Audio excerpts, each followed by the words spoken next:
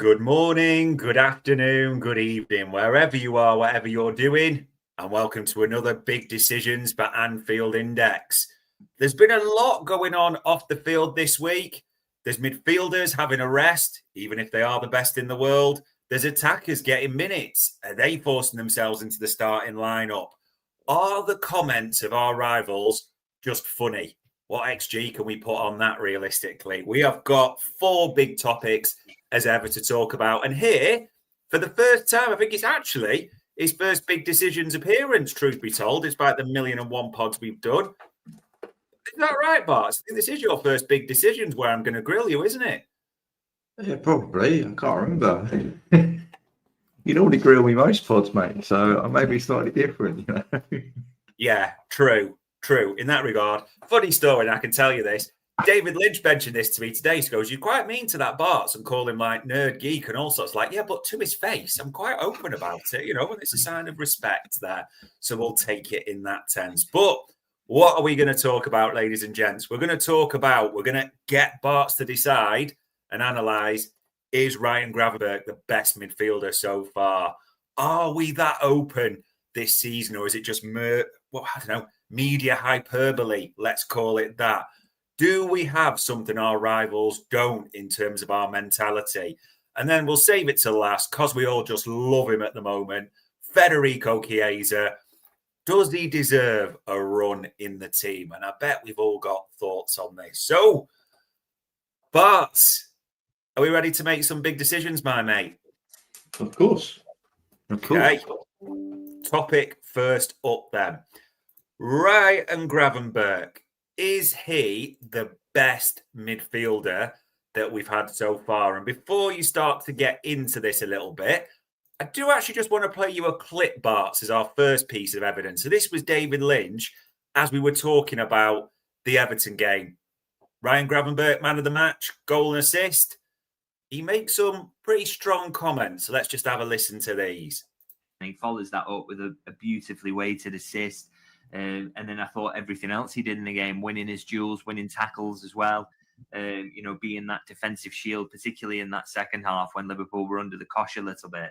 The manager said after the game, actually, would have liked to have taken him off around the hour mark. But of course, it goes 2-1 and he can't really do that. And thank goodness he didn't really, because I just think he's so important to helping Liverpool get through it in the end. He's just an utterly world-class midfielder now. I don't think there's any question about that. And very, very fortunate that Liverpool kind of stumbled upon this solution of him playing in the 6, but he also, of course, is part of the rotation now, which works really nicely. So just a joy to watch him at the minute, but it has been for the past 12 months or so. Undoubtedly world-class, Barts. A joy to watch him in that rotation of that midfield at the moment. Barts, Ryan Gravenberch, the best midfielder so far this season. Over to you. I think he's very much, certainly the last 2 games included. So if you look at the Atletico game and the Everton game, I think he's been outstanding. I think, like a lot of our midfield, he took a bit of time to get going.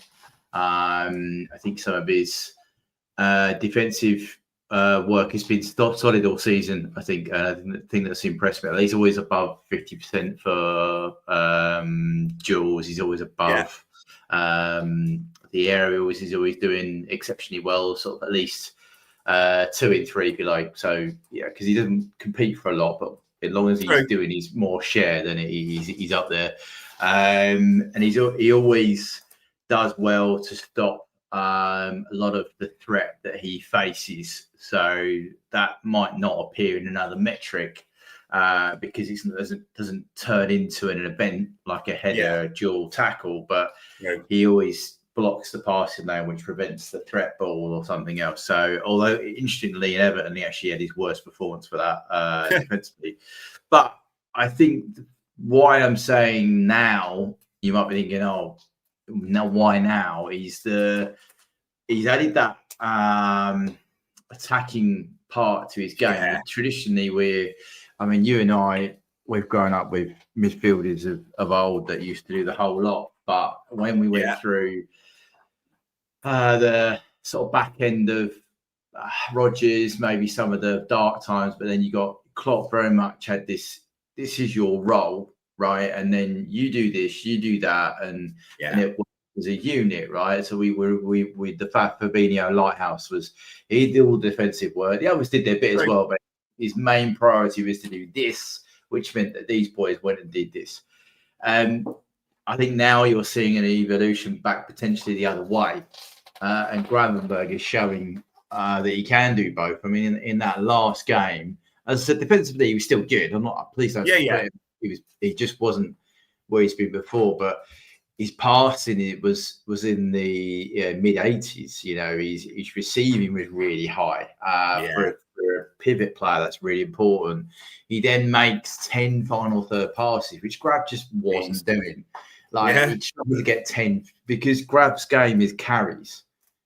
He picks the ball, like the classic Grab, drop the shoulder, turn and take the ball. It is a carry. He doesn't normally get on the ball and play the pass. So the fact that he's now mixing that up is a something to really behold. In the last game, and I agree with Lynchy, he's moved from being a low percentage EPV threat creator for the side of between 0 and 5%. He's now in double figures for the team. So that's a real big shift, right? And to do that per 90 to bore you even more, because it is last season he finished with an XT threat per 90 of 0.10, right? He's already at 0.15 for this season. So he's 5% more than he was last year, right? Progressive passes made last season was 1.99 per game. He's at 5, right? Carries to 5. He's moved to 5. And what I was saying to you about that change, so carries last season he was 5.16, so let's call it 5 a game. Now he's reduced that to 2.5. So what he's not doing in the carrying, he's passing the ball more. So I think as an all-round package for us, he's just giving us a different dynamic, because I think teams, I mean, we chatted a lot and sat me up the fact that teams had found out Grab a little bit back end of last season and were letting him do stuff and then winning the ball off him. We couldn't get out. Whereas now, because he's now saying, well, I can actually pass the ball, thank you. I'll try and dribble it, but actually I'll do a bit of this as well. I think this could be a really good evolution of Grad's play. So I would suggest he's in the form of his life for us. I think Dom's still up there though. I mean, Dom has got some great XG numbers, as we know. He's hold that thought, because I knew you were going to come in for Szoboszlai, because I think you recognise two of your esteemed colleagues on the screen right now, and this is what they said on the last UP about Mr. Szoboszlai. Let's have a listen to this. So when the first time I saw him, I thought, oh my God, this is hyperbole, obviously, but the only other player I remember that can do all of these things to this level, Steven Gerrard. Steven Gerrard's a killer. Steven Gerrard was an absolute killer. He would sell his nan for a goal. He is like, he was the ultimate Bobby Big Balls. He thought he was the best at absolutely everything. If somebody was going to do something on the pitch that was going to break the opposition, it was going to be him.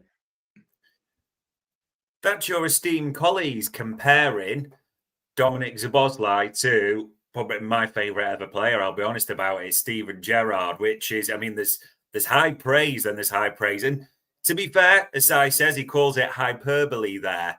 Yeah. So is Dominic Szoboszlai a challenger for the best so far in midfielder then? I think Grav's evolved, right? I think Dom's just gone up a level though. Dom, the only element in which Dom is not as good as last season is threat, which is he's playing slightly deeper, if you get what I mean. So so his threat's going to take a bit of time to adjust from having played 2.5 games right back, 1.5, 10 and a 1 in midfield. But the carries, he's increased his carries from last season only by about 0.5, but still per 90 is pretty good. His passes, again, he's increased his passes by progressive passes, that is, from 4 to 6. So, and it's just his XG is taking a bit of time as well because, again, he's been playing deeper, right? So he's added a different armory. He's not just that third man run. He's getting on the ball and playing the pass as well as the dribble. And I actually think watching us now, and you go to the game way more than I do, but those two in the middle of midfield, as much as I love seeing Dom play right back, by the way, I thought he was brilliant. Yeah. But having Grav and Dom as your pivot, and the way they've done the last 2 games, I think they've been outstanding. And they've given such a platform for players to play because they've got energy. They're putting in over 10K a game. They're doing the sprints, the top speed. They can pass, they can carry, they can shoot, they can do all of it. And it doesn't matter if one attacks, the other one seemingly works. It's like the old school. Yeah. Whelan and McMahon, or do you know what I mean? A midfield of just guys that were just footballers that could do everything. And I think that's the side that I've really enjoyed seeing of these two now, is because, again, Dom got a bit of pigeonholed of being, he's a 10. He's not really a 10. He's a winger we brought in, and he's there for his energy, right? Well, this season he's showing all of it. He's showing. I mean, I know I said Grab had a great game last game, contributing 10% to our team threat. Dom was at 12. So he's a notch above in terms of our threat. His tackles, he was same level of pass success as Grav, receiving success as Grav, and defensive stats the same. If not, he tackled a few more players, and he stopped 100% of the threat coming his way. So I think those two together, I would make the case of being that is, for me at the moment, is where we need to be building our midfield base from. Now, it's not really a base because we've said they're a bit flexible, but I think having those two in the middle of the park is the way I think we're going to get the best tune out of this side. Because I don't know about you, but that Atletico first half I thought was some of the best football of the season that we've played. Yeah, literally couldn't agree more. The first halves recently, that Atletico one, the start against Everton as well, it's like it's almost woken up rather than just the first, we'll see what happens and then save it in the second half jobs that have been coming up. But you're right, those two have been absolutely pivotal to it. And I never thought I'd say this. This is not being derogatory about either of these players, but I'm just going to be honest about it. If you told me at the start of the season who's going to shine in midfield, I was like, well, McAllister's our best midfielder all round, to be fair. And Florian Wirtz is obviously a superstar plug and play option type of thing. But it doesn't mean that they've been bad. It's just the standards of Szoboszlai and Gravenberch are so high. Those two have building into it. And maybe even actually, Curtis Jones's cameos have been the most impressive out the remaining ones. Yeah, I mean, that's the weird thing with Curtis, right? We say it a lot on other shows, everybody talks about it. It's just unfortunate he's in this mix of midfielders, right? Yeah. Because I genuinely think he would start with most Premier League sides, right, 100%. In midfield. Because whenever he comes on, he doesn't give the ball away, right? I mean, Everton, he came on, what was his pass rate? Let me just find that for you, just to give you an exact number. Just elite ball retention, yeah. It's just elite ball retention. He misplaced one pass against Everton. Like one ball he misplaced. And he was on the pitch for 33 minutes. So, you know, he receives it in a really high amount. It's just basically if you're winning the game, which typically he's coming on when we are, he's outstanding to do it because he just goes on, right, CJ, I want you to go and keep the ball in this area. And he'll go, all right, yeah, no worries.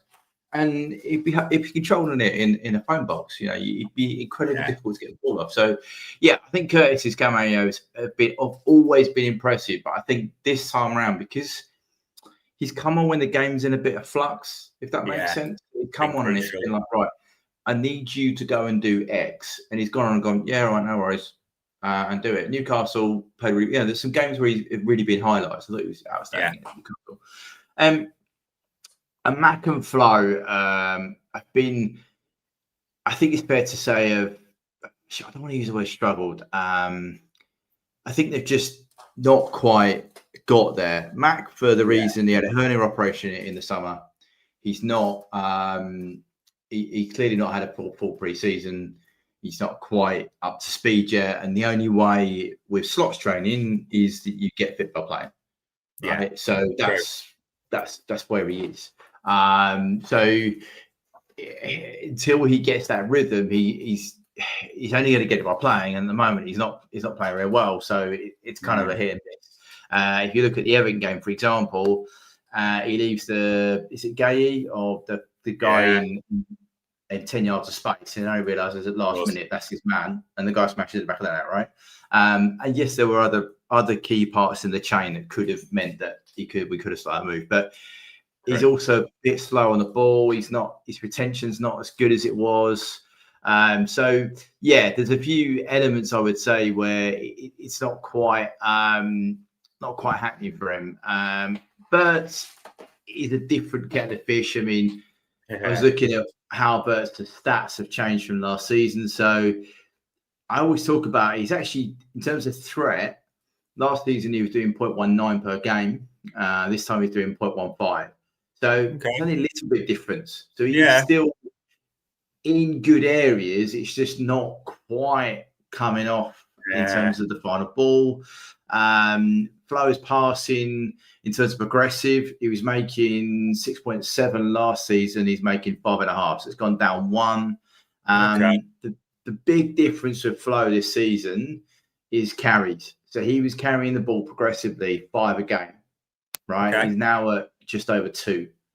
So he's just not carrying it in a, used to a progressive for anyone who wants to know, you have to move the ball 20% or 20 yards closer to goal, right from where you pick it up. And it has to be in the final 2/3, typically. I'll try a slightly different definition. But so that shows you that the carry, when he is dribbling it, it's not for the length of distance or towards goal as he was doing for Leverkusen. So an XG, I mean, I'm not going to beat the guy up, but it's a third of what he had last year.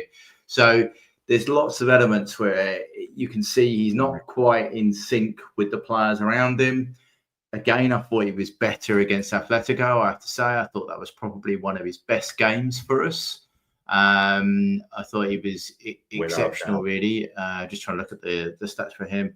So, yeah, against Atletico, he contributed 10% of our threat. His passing was in the high 80s. He made 18 final third passes, which is something he just wasn't doing. He made 7 progressive passes in that game. He made 6 passes in the penalty box. So that Atletico game, with the boys we've already said, really showed you what this team could be once they're all on the same page. Because in that game, Atletico game as well, Mo was involved. He managed to link play with Mo, and we had Mo ripping it down one side.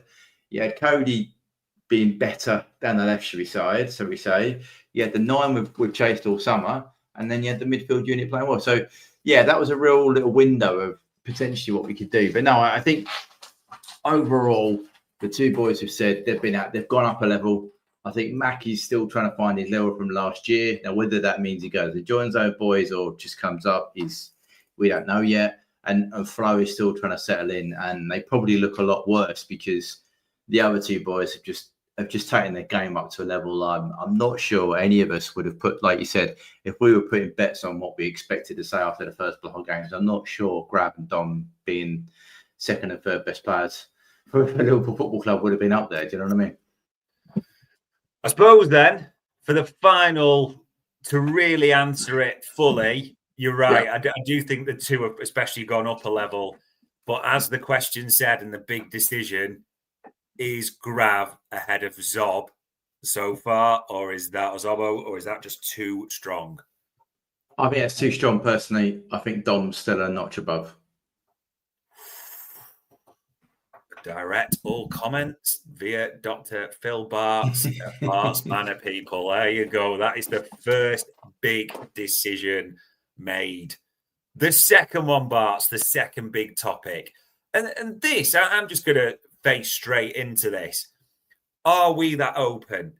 I mean, I've got on screen there a comment from Paul Merson, it was quite recent, goes, they should be mid-table. They've been gifted 6 points.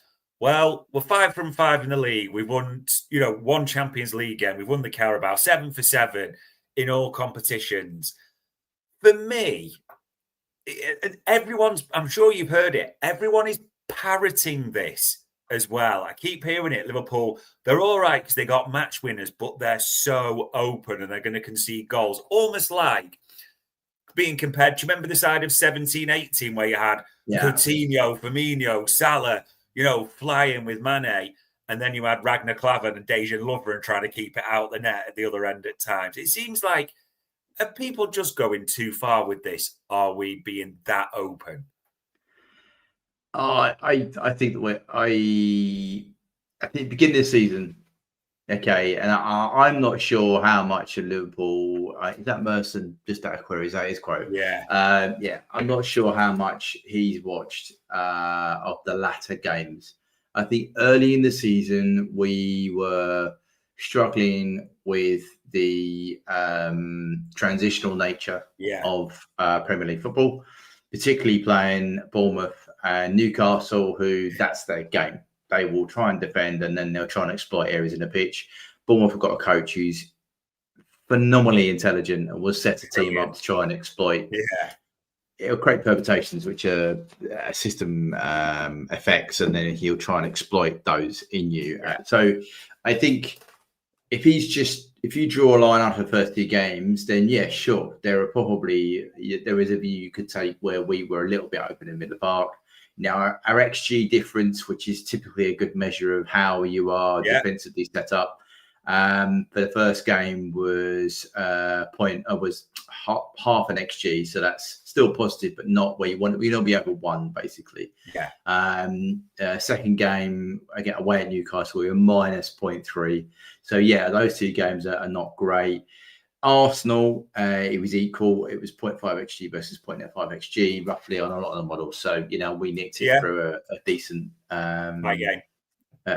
fantastic free kick. But then after that, you go into Burnley and taking the penalty out of it because people will moan about that. 0.9 as an XG difference, which is where you want to be. Champions League night, Atletico Madrid, one of the best sides in Europe, 2.1 XG difference. And then just recently in the derby, again, we've gone back down to 0.2. But, there's still, I wouldn't say we were open against Everton. If you look at a lot of the zone maps, which people can find through various media, the first 2 games, yes, arguably, the defensive work from the players in terms of the zones they were putting out for a pitch were a bit small, weren't covering the pitch. From that game week 3, there is a lot, the middle 6 squares on a pitch, if you divide your pitch up, were covered by all the players that they should be moved on. Okay. The only difference, only game that was really starkly different was Arsenal, where the front 6 players were effectively pushed right up on Arsenal, and the defense was in around. So there was a gap behind, but that is a little bit of opposition dictated because Arsenal sat deep with their typical back 6, were asking us to break down. But again, if you look at the shots, right? So shots conceded and on target. First 2 games, we conceded 10 shots and 3 on target. Okay, that's a little bit high. All right. Arsenal, we let them have 11 shots, but only 1 on target, which is really important. Burnley, 3 shots, 0 on target, and then Everton 9 shots, 2 on target. So we have steadily reduced the on target, right? And the XG per shot has gone down with that as well. So we're not giving away those gilt-edged chances that we saw in the first 2 games of the season, right? Goal creating actions again started off at 4, and we've now brought that down to 2 a game. So we've reduced that. Shot creating actions again, we started at 20. We've now brought that down to 17, which doesn't sound like a lot, but it brings it down, those opportunities, right? So I would say we were more open than we wanted to be at the beginning of the season.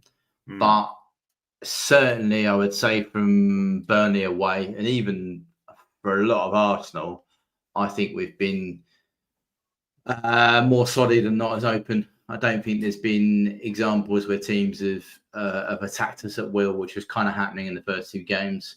If you look at the Atletico game, we conceded 2 goals. One, I'm still not sure how that wasn't flagged for offside, the first one. And the second one had 3 deflections. I mean, on another day, you roll your dice and that goes over the bar and he saves it. It's just, so to say that other than that, Atletico, and they produced 0.6 of XG, that's not a great deal for a top side, and we had over 2.3 XG. So I personally think if you look at the zone maps, the way we've tightened up, the way we've structured our play off the ball, it's improved markedly over the 5-game block. We've reduced the amount of shots close to goal and on targets, because the first 2 games, I think you and I spoke, we were conceding a shitload of shots in the 6-yard box, excuse my French.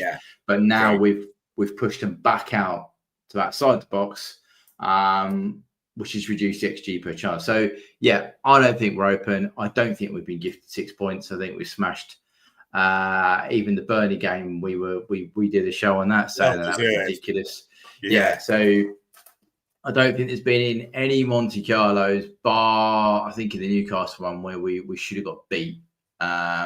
There's some which have been closer than we wanted, so like a 25 versus a 35, but there hasn't been many where you think, we've been lucky there. I think most of them you can see that we should have got the result. Arsenal, I think, is probably one on another day as a drawn game. But so I don't agree that we are more open and we should only have got 6 points in the league. I think that's twaddle from an Arsenal fan. Well, speaking about twaddle from an Arsenal fan slightly later on, but just about moments has been the comments that people have sort of pounced upon or registered from Arne Slot. So just in case you haven't heard it or seen it, people, this was actually after the Everton game, the derby on Saturday. He was just asked about moments, and you can hear what he said here. Maybe a silly question with a 100% record, but would you like your team to manage games any better, or is that kind of impossible with the intensity of Premier League football? No, I think we manage the game really well, but we don't manage some moments really well. So this was also the thing I said before the game. There's a lot to like, but we have to understand that a moment can change momentum. And this is what happened against Bournemouth, where we're 2-0 up, was our game, but a silly trick. We conceded 2-1. The set pieces against Newcastle, conceding just before halftime against Atletico Madrid when we played so well also in the first half. So we have to understand that we have to understand that that a moment can change a game. No matter how well you play, no matter what you do, always fight for those moments. And this is where we can improve a little bit, but we managed the game in general really well. I don't think they had any chance after they scored the 2-1. But it always feels a bit difficult if you're only 2-1 up.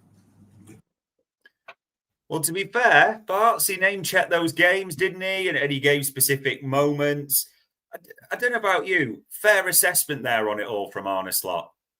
Yeah, absolutely. I think there's it's a bit sliding doorsy, but there are bits where I think he's right. That little trick, that was Bournemouth, wasn't it? Was that Bournemouth?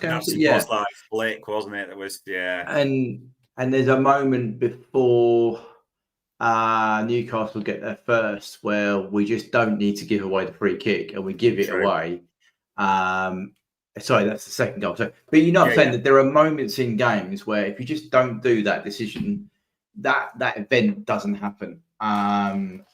So I think that's fair. Like, for example, as much as I think the Atletico first goal was offside, if Robbo just runs back, drops, it drops. He doesn't get a shot off, right? It's just like the Everton equaliser. Mac just switches on a bit earlier, gets out, blocks a shot. It's just little bits, which I think just comes from the fact that we've said it a lot, we're not quite synced up as a team. So when a pass is we are trying to play passes so quick. Our passing is superb at times, but it also means to be absolutely accurate. And if it's just a little bit off, the opposition can nick it and then they'll break and then they'll get a really good chance. And we're a bit set up better to deal with that now. But yeah, earlier in the season, it was very much just little moments, wasn't quite happening. And then an opportunity would come and, they get a good chance of a goal. So yeah, I agree with a slot there. A few little moments in games, a bit more calmness, should we say, and we'll be away and we'll eradicate some of those errors. I agree. I mean, the only exception you've seen recently is probably the Southampton game where we were terrible, really, but 11 changes and obviously new players playing together. Senior pros you'd expect to play best had absolute stinkers, didn't they? So that's a little bit different. But you're right in terms of sliding doors moments, especially their goal for 2-1 on Saturday. 9 times out of 10, Idrissa Gana Gueye puts that over the bar into Rosette or slices it wide, or like he did his shot in the first half, it doesn't go there. Like you said, the deflection for the second one for Llorente, it's just, things go a different way. So it's never this straightforward, but I do feel we've been unlucky. And in summary for this one, Barts, I think we can say this completely honestly. Paul Merson and others, just a lazy media narrative. 100%. Just is. People, we are not that open. The stats tell you, use your own eyes. Don't listen to the nonsense. That straightforward. This one, Barts, I'm looking forward to. Chatting a little bit our rivals, and people might debate who are our rivals to start with and whether they have our mentality. Now, as much as we're here to talk about Liverpool, full well people will have picked up on all the comments from a certain manager of a team who seem to be deeply attached to a second place in the league, where they sit currently on 10 points there at the Arsenal. And I suppose just before I go into a little bit of individual rivals, that Arsenal City game at the weekend, I thought it was boring as sin. Yeah, it's a weird one, isn't it? A very strange. 2 reasons why I thought it's weird. City typically, in all of Pep's time here, have not got a goal and then sat in. Yeah. City literally part the bus. They got a goal, right? Which I thought Haaland started the season really well. And I think it's okay for us to say that, right? I think he started the season really well. Yeah. He made a good run, as he's done in a lot of games. I've seen him. He's been involved with the plays and made the run, and he's got his rewards and he's got the goal, right? But the thing that surprised me was that was quite early on, and then City just went, do you know what? We're just going to sit in here and we're just going to try and ride this out. And if we nick one on the break, we'll nick one on the break. If not, we'll just sit in. Almost baiting Arsenal to not play the way that they've been set up to play, right? It's like saying to Arsenal, right, you want to play 6 centre-halves, cool. Well, what we'll do is we'll nick a goal and then we'll play 8 centre-halves and see if you can break that down. So it was a real, and that meant it was a really dull game, because Arsenal genuinely, their open play XG is not, I haven't got the exact figure on me, but is poor. Yeah. Right. It's even against us, I think 3/4 of their XG, of a 0.5 XG in a game, by the way, was from set plays. So, it's just, they don't create a lot of XG from open play. They set up to be low risk, and then they rely on quality from set plays to deliver opportunities through Rice and Saka delivering the ball. Some of the issues they've had is they've not had Saka to deliver the ball. Yeah. And frankly, that is a big deal, because the guy stepping into attack, can't really, they've been mixing it around. Just isn't as good. So the ball's in be good if you're not going to create as much XG. So I think that the weekend game was dull. I think the thing that I just didn't get, which a bit like, do you remember at Etihad? Arsenal got a draw. Yeah, last minute City equaliser. Minute City equaliser, but Arsenal were like, "Yeah, we've drawn the game." Yeah, whoa. And I was like, you're going for the league title because it was in the running as well. It wasn't anywhere. It wasn't far out. It was like if you get 3 points here, this is huge for you winning the title. Massive. And they were happy to get a draw and walk away and go, yeah, we can still win it from here. And I'm like, no, you were on top. You need to win that game and set a marker down. You're going to win the league title. And that's kind of, it stuck with me at the weekend. I'm like, they were happy they'd got a point. Oh, yeah. They got an equaliser and he put a defender on. And I know we're all different, but it's just a mentality I can't get on board with. You know what I mean? It's just not the way. It's not the way our football club runs, is it? Our football club exists to win football matches. Arsenal's at the moment is a low risk. Don't want to lose the football match. Even when you look at this comment as well that he made afterwards there, like if you can't win it, then don't lose it. We created an unbelievable moment to score, but the overall feeling, because I know how hard it is to do what we've done on the pitch against Manchester City with that level, that coach, I wanted more reward for the team. Well, it's risk reward. And like you said, if you bring on a defender when you've gone 1-1 in the last few minutes or so, and we'll talk about what we wouldn't do and what Arne Slot wouldn't do shortly, but there's that. And at the same time, this is important to say, did you see his press conference after the latest game where he was talking about, like CEOs were phoning me up, presidents were phoning me up about how well we did against Manchester City? I mean,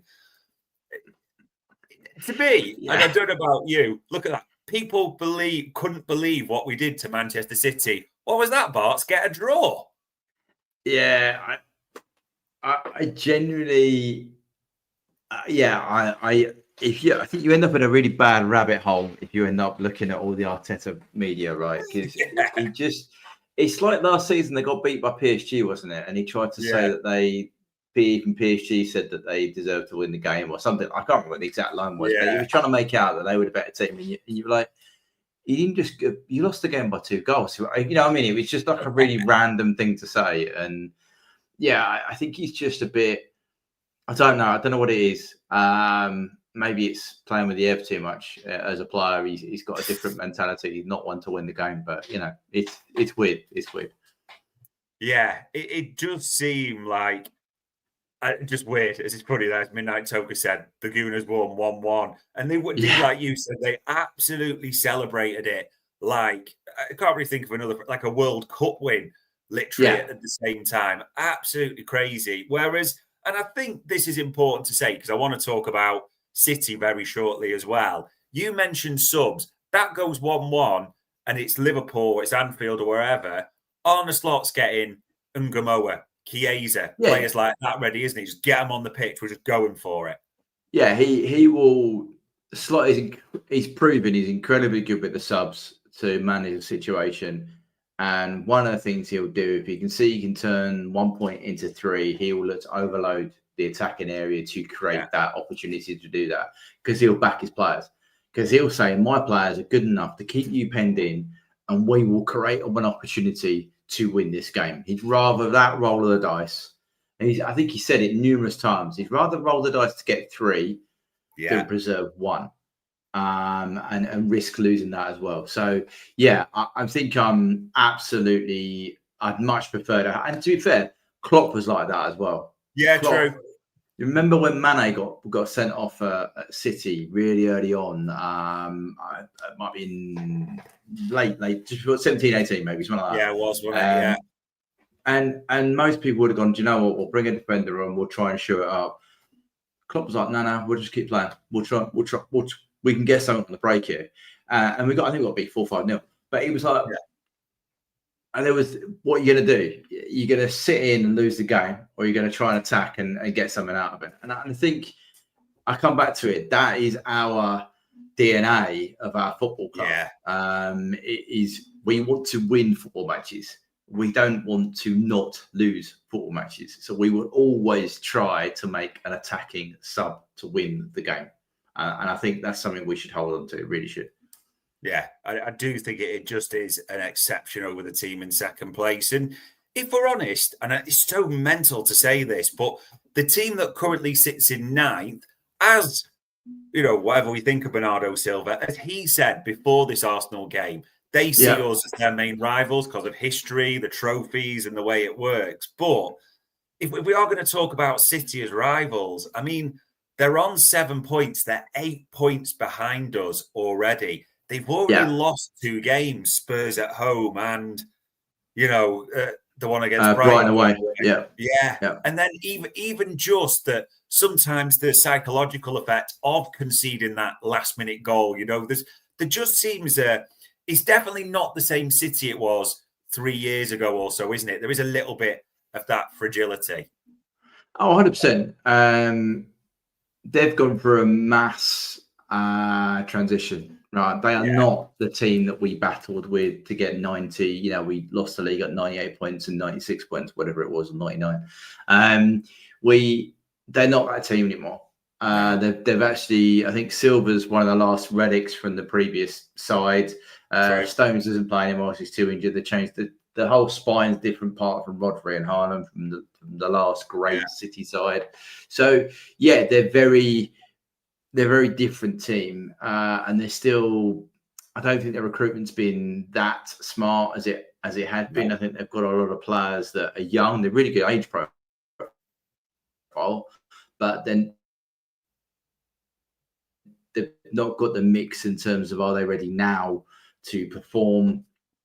If they all, I'm not sure that'll happen anytime soon. So, it's an interesting one for City. The biggest thing, and I've done prediction shows saying I think City will get more points than Arsenal, and the reason I've said that is they've got to get out of jail free card. He's already up there, outperforming his metrics from last season. He's scoring goals, he's assisting, right? So there's a lot to be said about that in the lower class teams. You can just go and lower class. I mean, as in the 5, 6 place, get the balls high.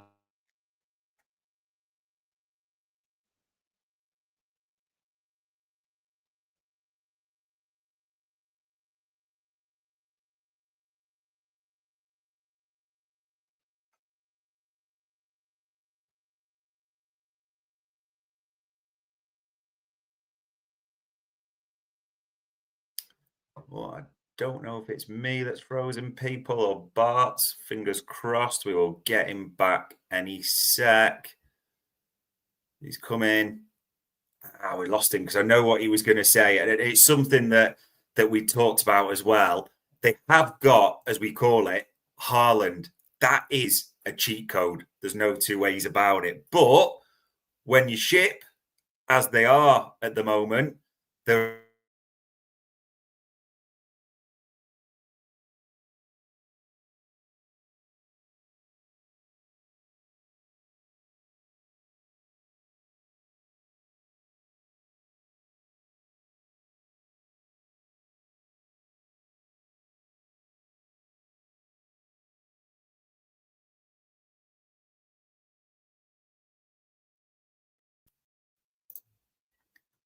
Have I got you back, Barts?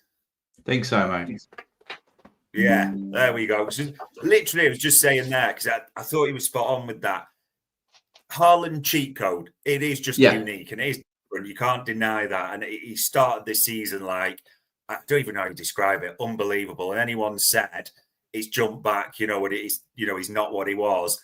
I think, we're going to eat our words if we say silly things like that. The smart money's on the golden boot and everything like that. But at the same time, soft centre Barts in it, conceding goals. It sounds horrible, but I'm not going to say horrible because I don't care about City. Don't get me wrong, but it's just not the same City, is it? No, it's not. I think that the recruitment means that they haven't got a lot of players that know how to just grind stuff out. I think sliding doors moment here. The weekend, if they win that game, that's one in the bank. They're like, you know what, we can get an end goal.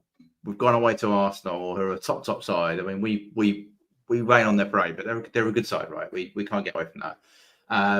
And they get a result, then you'd be like, oh, geez, they know how to do it now. But they didn't. They conceded a last-minute goal. and they shipped out. So yeah, and I think their midfield is still not settled enough for me to be able to go to top teams and grind it out. Against what I was trying to say from like 6 below, they're good enough, right? And Rodri 7 or an 8 will dominate that midfield with the new lad next to him. They'll run around. They'll get a chance for without for doubt. the guy up front, Haaland, and they'll win the game, right? That they're good enough to do that. But I think the league is now moving towards being about the games against the top sides. And we've already got a notch up because we've beaten Arsenal. And people underplay that, but that's a huge result for us early on. To beat them is a huge, huge result.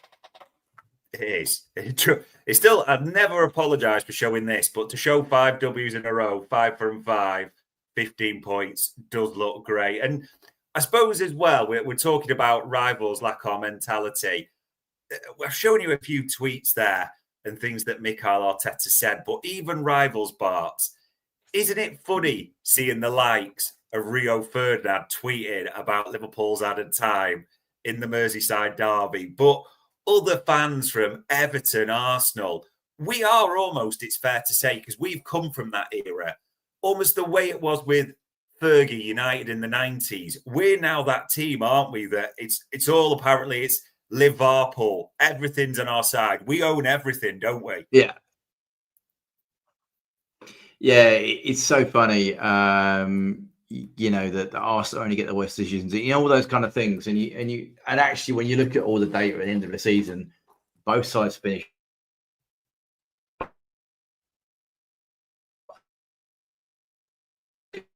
about the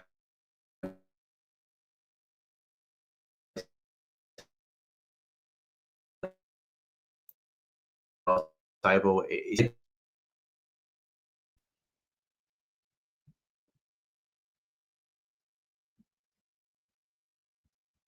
We've lost that transatlantic again.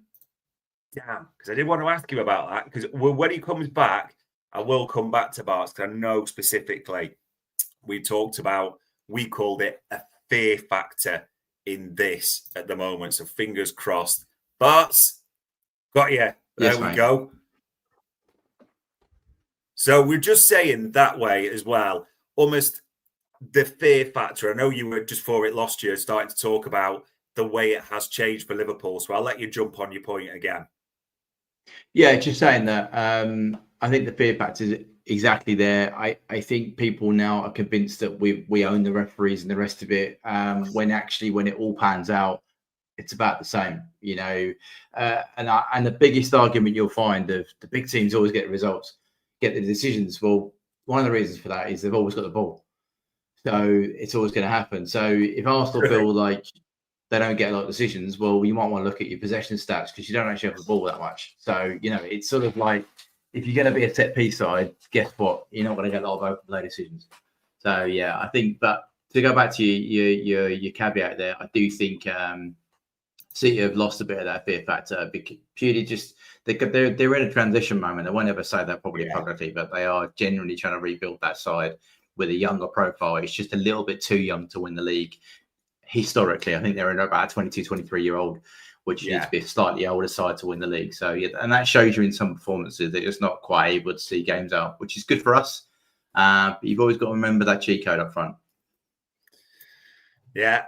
And whilst they've got a cheat code up front with maybe a bit of a softer centre, to be fair, it's just funny with what the man in charge of the second place team is saying right now. So, do rivals lack our mentality?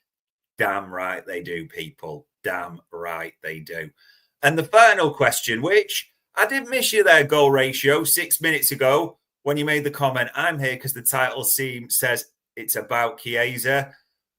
Fix your eyes and your ears in, because the Chiesa props is about to begin, people. But I'm just going to take you back to Tuesday night for Federico Chiesa. And it's not just about this moment, but I think it's important. 2 assists on Tuesday night, easily man of the match, and, you know, starting to build on a few things. The question says there, does Chiesa deserve a run? What is your gut or what are your stats telling you on this one? I think the remarkable thing about the midweek, I think Chiesa's ended up with, I think it was 4 big chances created. Wow. And 4 shots on target. I think something like that. It was like a truly incredible. So he had 2 assists. He created 4 big chances. Yeah, 4 big chances, and he had 4 shots. Right. Nice. That's like I've never seen that before. That for both sides of the game, he was just brilliant, and all his shots are in the penalty box as well. If you go on Football and you have a look, they're all in the penalty box. It's just, I thought 8.9 didn't do him justice. I thought he was outstanding. I really did for football. I thought it was brilliant. And yeah, people are going to say, "Oh, it's championship team, it's this, it's that." But I genuinely thought by the way, I think Rio's a great young prospect, right? But we have to be careful with his minutes. We can't overplay him. And there are still some things where, even in this game, Rio is young players can often be fearful to get the ball away. So what they'll do is they'll carry on dribbling. They'll carry on carrying the ball rather than just taking a risk with a pass or playing a pass, right? And you saw a little bit of that. Rio would get into the hot zone and he'd dribble it all the way back again to make a pass, right? And that sounds like a criticism. It's not. It's just what young players do. I mean, Rio is a very good young player, right? Whereas Chiesa, said to me, was he basically has 3 things. He runs, and then when he gets to the ball, he'll either press, shoot, or pass. Right. So like a PlayStation game, he's got his 4 buttons in his head, and he goes right triangle today, and he does that, and then he does circle, and then he does square, and you think, but sometimes that's what you need. It gets there. And he's made the decision. He's like, right, I'm going to get here. I'm going to lay it off into, I don't know, Isaac or whoever, Hugo was playing up front, and then I'm going to make a run. Cool. Okay.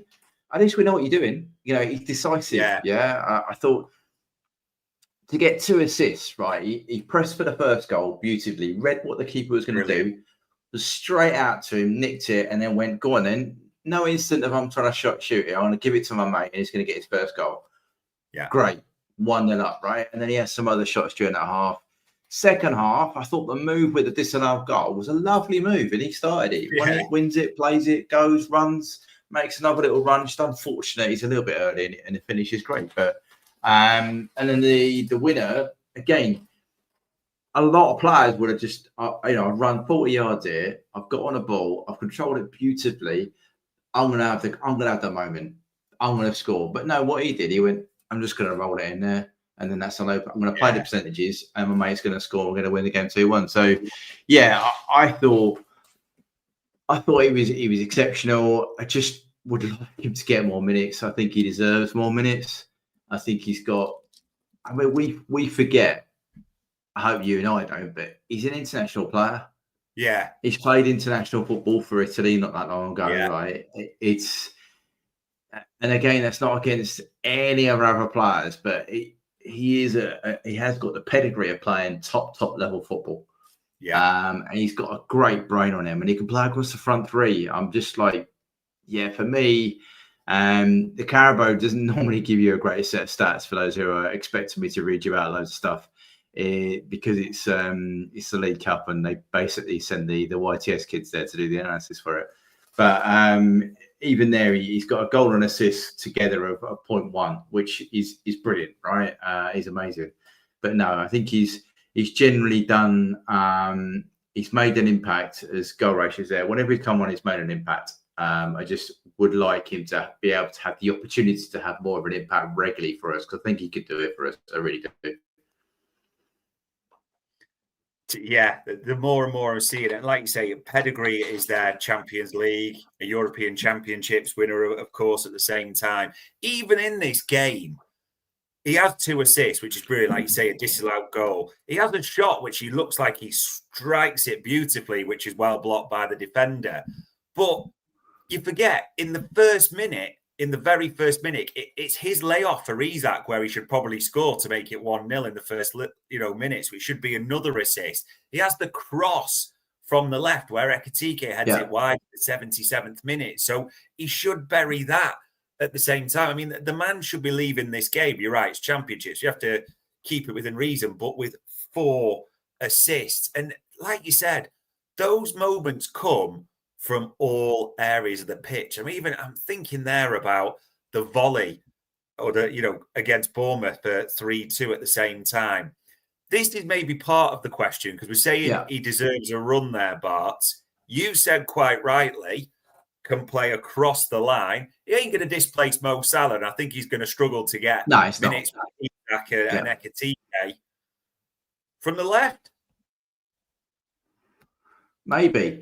I think you could do worse with putting some pressure on Cody to play. I think Cody's clearly slots man, right? I think he's made that pretty clear that's who he wants to play on the left. But I do think Cody needs competition. And that, again, this is not a dig at Rio. Rio will be an exceptional player. But in the hierarchy of a dressing room, if you know the only guy pushing you for your shirt is a 16, now 17-year-old kid, that's a different mentality than our 2 number 9s, for example. Isak's going to be like, right, well, I've got Hugo behind me. He's already got 5 goals this season. That's a different competition to be had. Our midfield we just spoke about, there are 6 players in there who are all phenomenal, right? So they're all going to try and play better and better and better to play. Yeah. So for me, if you give the lad some more minutes on the left, which he ended up the game doing, didn't he? He did end up that way. I think you might then get better performance out of others because you're showing that there is another option to you. So you've got to play to your top level. So I think down the left is probably that. He's not going to play down the middle. Let's be honest here. He might do. The only thing I caveat to that is now Hugo's out of rotation for a game. Isak might not be able to play a full game at the weekend, so someone is going to have to play at 9 for the change for Isak at the weekend. So if that could be Chiesa comes in there to play the 9, and then Rio's a sub for Cody, or you put Cody in the middle and whatever you do. So someone's going to have to fill those minutes at the weekend until he goes back in rotation. But no, definitely, I think I didn't think he had. I thought his life on the wing had gone a little bit because of his injuries. But I thought he showed signs there that he could be a very useful, because if he's not got the pace as he used to, he's certainly still got the smart brain that he had. And that's very useful to have out on the wing. And I know you love a good stat, and I know people are going to jump on me for this, for the per 90 and everything and reduced minutes. But I think you just started to see it, that even like so far this season, from the minutes he's come on, you described him, I like it, as a PlayStation player. It is kind of run, pass, shoot and all that. Look at that. I know it's a small sample size for you, jump on me, people, but shots per 90, currently 5.29. I mean, that just shows that the thing you want from your attackers is make chances, shoot, create stuff. He's doing that, isn't he, Barts? Oh, yeah. He's doing what you want him to do. I'm not sure what else he needs to do to get more minutes. Because we're in the limited time he has, I think he produces. I just think he does. Like the game in Bournemouth, he comes on and scores a wonderful goal, and we win the game, right? I just think every time he comes on, he adds value to the team. There is a stat in if you go through it, I think he's definitely on a plus when you look at the games. So he's on per 90. He's on an incredible amount because of small sample size, but he's plus 6 for on-off in terms of team success, and he's plus 2.83 in terms of XG. So yes, that's going to be a small sample size skew, but that's a hell of an impact for a sub. Even if you scale it back, that's a hell of an impact to have for him to come and do that. I personally think he deserves a run. I'm not sure. I don't know when the last time he started. Obviously, the midweek game was the first time he started in a long time. But so whether you start him or not, but I do think he should be. I think he should be higher up in the order in terms of rotation, 100% personally. But I'm not slow. Yeah, and it is interesting because Arne Slot talks so positively about him after this one, and we have to be honest and upfront about this. Arne Slot has talked positively about Federico Chiesa before, and then just nothing happens really. But maybe, just maybe, seems a bit fitter, up to the pace, all those types of things. And it's a hell of a week, Bart. Palace away, Galatasaray away, Chelsea away. I think it's fair to say he's earned, and you'd almost be disappointed if he didn't get some minutes in this run. Yeah, I would suggest maybe Galatasaray away would be a good play for him, a good game for him to play. It means you keep your powder dry for the 2 Premier League games where he's going to be one, because there comes a point, I know it's early in the season, but if you keep winning football matches in the Premier League, there does come a point where you break the opposition, right? Yeah. If we can just keep winning games to the, whenever you talk about it, I don't want to break the luck too much, but the opposition will be like, bloody hell, look, they're 8 points ahead, they're 10 points ahead there, and then you're in a very good position, right? So for me, that Galatasaray away seems like a prime game to play him in. What's the other midweeker after Chelsea? If you scroll up there, is that? I think it's a bit of an international break, isn't it? International. So United. So yeah. Yeah. See, this is a tight block. You could play him in there. You could then have two really strong teams for your Premier League games.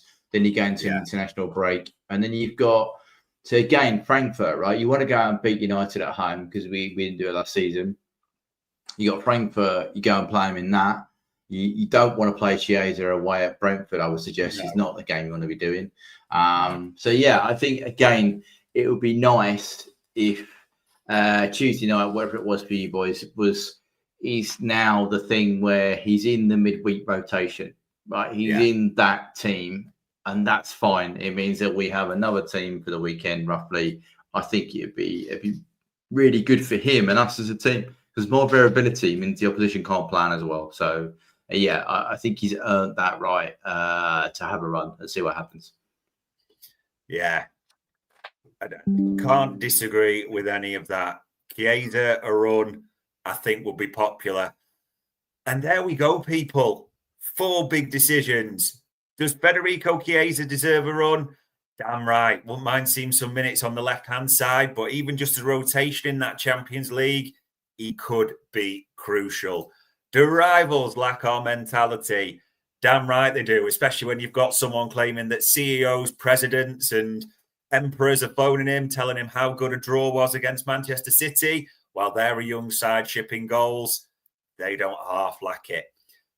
First bit of nonsense. We're not that open, despite what Paul Merson claims, despite what the lazy media narrative is. As Arne Slot said, it's moments, people, more than anything else. And is Ryan Gravenberch the best in the Premier League or the best midfielder for us so far? Might just have a rival in Dominic Szoboszlai slightly ahead of him, according to Barts, but you will all make your calls on that one. Barts, for the time, the insight, for analysis, for bringing the figures and the specialities as ever. All it leads me to say, mate, is thanks very much. Appreciate it as ever. No worries, anytime. And ladies and gents, that was another big decisions for Anfield Index.